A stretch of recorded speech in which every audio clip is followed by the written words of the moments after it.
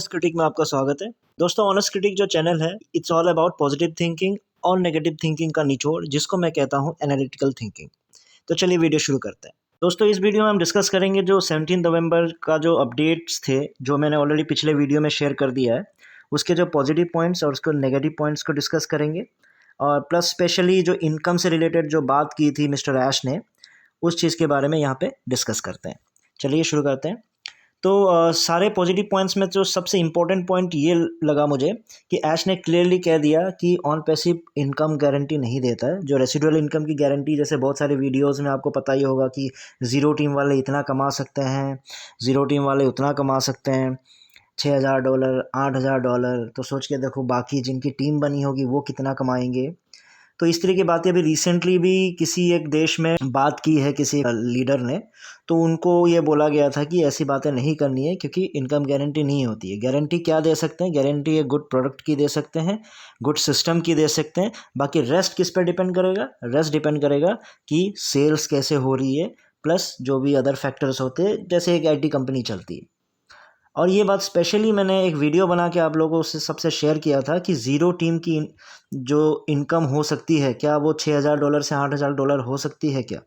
वो मैंने स्पेशली एक वीडियो बनाया था कि ऐसा पॉसिबल नहीं है और क्यों नहीं है, सारे रीजंस कैलकुलेशंस के साथ मैंने दिया था। तो मेरे पुराने व्यूअर्स ने डेफिनेटली देखा होगा, जिन्होंने नहीं देखा है उसका मैं लिंक अपने डिस्क्रिप्शन बॉक्स में शेयर कर दे रहा हूँ। काइंडली आप उसको देखिए, और अगर नए लोगों को भी जोड़ते भी हों आप, तो काइंडली ये स्पेशली ये बात बता दीजिएगी कि इनकम से रिलेटेड जो बातें होती ऐसी होती है, जो मैंने डिटेल्स में अपने वीडियो में बताया है। आई होप सो आप जितने भी एलसी लीडर्स हैं और जितने भी टॉप लीडर्स कहते हैं जो इनकम को लेके बड़ी बड़ी बातें करते थे, तो उनको अब समझ आ जाना चाहिए कि आपको जो इनकम से रिलेटेड चीज़ें होती है वो ऐसे ही कैलकुलेट करके 1000 गुना, 100 गुना, 10 गुना, 20 गुना ऐसे नहीं होता है। क्योंकि गुनाह करना कोई बच्चों का खेल नहीं होता है।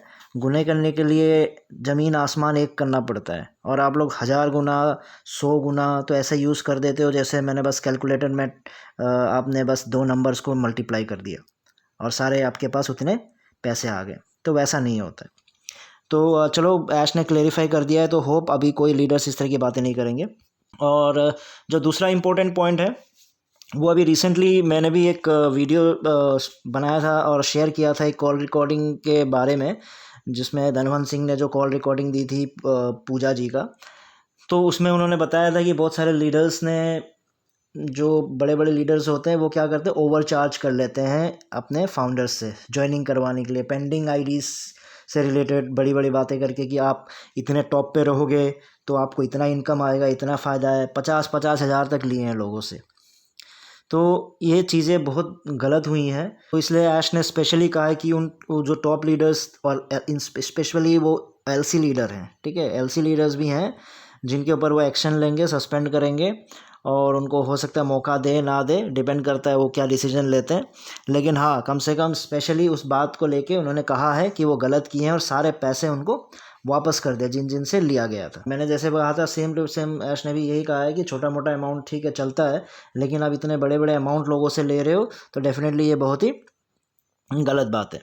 और ये क्यों संभव हुआ? क्योंकि पूजा जी ने स्टैंड लिया, वो डरी नहीं, जो टॉप लीडर्स से डरी नहीं। स्पेशली उन्होंने कॉल रिकॉर्ड किया, उनका बताया, यूट्यूब के प्लेटफॉर्म पे लाया। उस वजह से ऐश तक भी चीज़ें गई, भले ही इन्वेस्टिगेशन पहले से चल रहा हो, लेकिन चीज़ों को उसने वो बोली, ठीक है। तो उस वजह से ही ये संभव हो पाया है।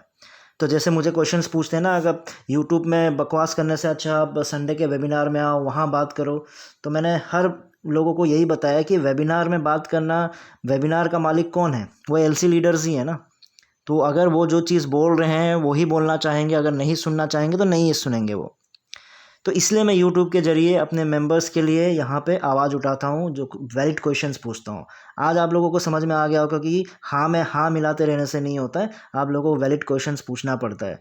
आज पूजा जी ने आवाज़ उठाई तो कम से कम ऐश के कानों तक गया और ऐश ने स्ट्रिक्ट एक्शन लिया, उस बारे में बताया, पूरे दुनिया में सबको बताया।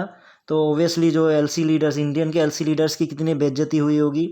तो आप समझ ही सकते हो, क्योंकि जिनको जिनको ये खुद समझ गए होंगे कि किन के बारे में ये बोला गया है। इसलिए मैं सभी फाउंडर्स से यही रिक्वेस्ट करता हूँ कि मैं जितने भी वीडियोस बनाता हूँ, क्वेश्चंस पूछता हूँ, हो सकता है उस समय आपको समझ ना आए, फ्यूचर में उसके कॉन्सिक्वेंसेस डेफिनेटली आपको समझ आएंगे। और एक बात स्पेशली ऐश ने कही कि जो इस बात पे, जैसे अभी ओबियसली ये सारे इंडियन लीडर्स ने ही किया है, तो उस वजह से क्या हुआ कि इंडियन कम्युनिटी को हम कुछ नहीं बोल रहे हैं। तो ये भी स्पेशली मैंने एक वीडियो बनाया था, आपको याद होगा, क्योंकि पिछले साल का सारा दोष इंडियंस को है बोल के गुशमिंदर जी ने भी और बहुत सारे लीडर्स ने भी ऐसे बात कही थी, जिसमें मैंने आवाज़ उठाया था। मैंने स्पेशली बोला था कि इंडियंस बोल के आप नहीं बोल सकते, हाँ जो ऑन पैसिव के फ्यू एम्प्लॉयज़ जो इंडिया में काम करते हैं उन्होंने घोटाला किया, उन्होंने गड़बड़ी की, ये स्टेटमेंट अच्छा लगता है। इंडियन से मतलब नहीं होता है, क्योंकि अगर कुछ घोटाला हुआ है तो वो काम अगर आप विदेश में किसी भी देश में भी कर रहे होते, तब भी वहाँ के लोग भी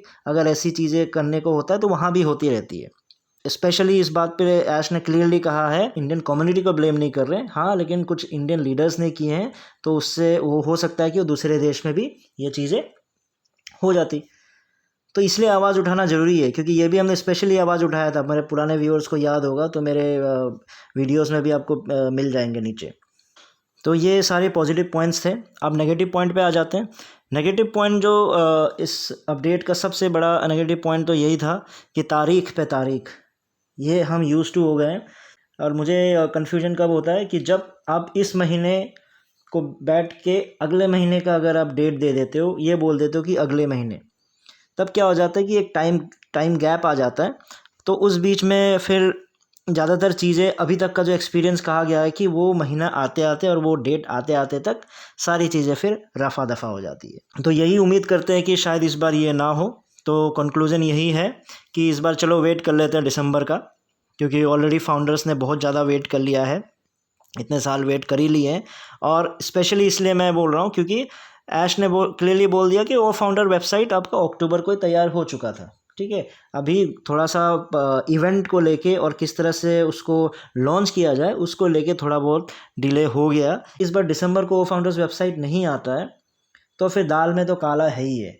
क्यों, मैं ये क्यों बोल रहा हूँ, क्योंकि आप स्पेशली सोचो, आप सारे लोग सेमी लॉन्च भूल गए, ग्लोबल लॉन्च भूल गए, ठीक है, बहुत सारी अदर चीज़ें भूल गई हैं। हमारे पास क्या है, सिर्फ वो फाउंडर्स वेबसाइट के बारे में।